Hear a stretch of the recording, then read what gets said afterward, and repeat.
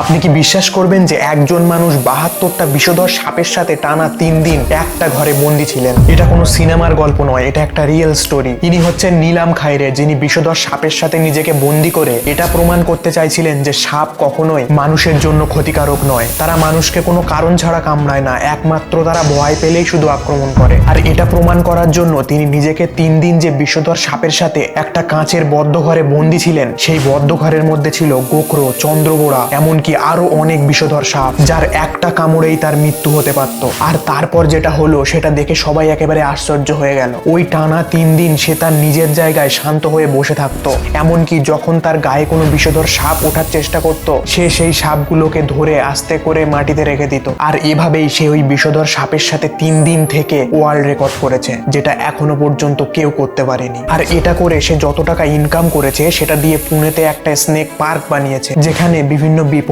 প্রজাতির সাপকে সংগ্রহ করে রাখা হয়েছে। কিন্তু এই গল্পটা অনেকেরই অজানা, তাই এই ভিডিওটাকে সবাইকে শেয়ার করুন।